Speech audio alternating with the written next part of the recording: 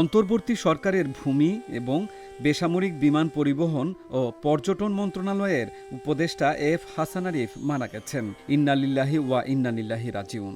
২০ December শুক্রবার রাজধানীর ধানমন্ডির ল্যাবেড হাসপাতালে চিকিৎসাধীন অবস্থায় তিনি শেষ নিঃশ্বাস ত্যাগ করেন।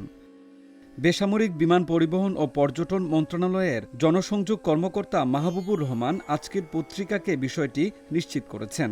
গত ৮ আগস্ট অন্তর্বর্তীকালীন সরকারের উপদেষ্টা হিসেবে শপথ নেন এএফ হাসান আরিফ। একই দিনে ৯টা ২০ প্রধান উপদেষ্টা হিসেবে ড. মোহাম্মদ ইউনূসও শপথ গ্রহণ করেন।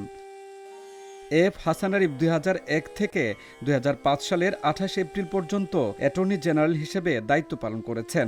এছাড়া ফখরুদ্দিন আহমেদের নেতৃত্বে তত্ত্বাবধায়ক সরকারের আইন, বিচার ও সংসদ বিষয়ক মন্ত্রণালয়, ভূমি এবং ধর্ম মন্ত্রণালয় বিষয়ক উপদেষ্টা হিসেবে দায়িত্ব পালন করেন।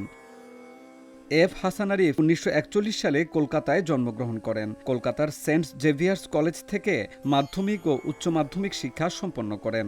এরপর স্নাতক এবং এলএলবি ডিগ্রি সম্পন্ন করেন কলকাতা বিশ্ববিদ্যালয় থেকে। ভারতের পশ্চিমবঙ্গের কলকাতা হাইকোর্টে ১৯৬৭ সালে আইনজীবী হিসেবে কাজ করেন। এরপর ঢাকায় এসে বাংলাদেশ হাইকোর্টে কাজ শুরু করেন তিনি।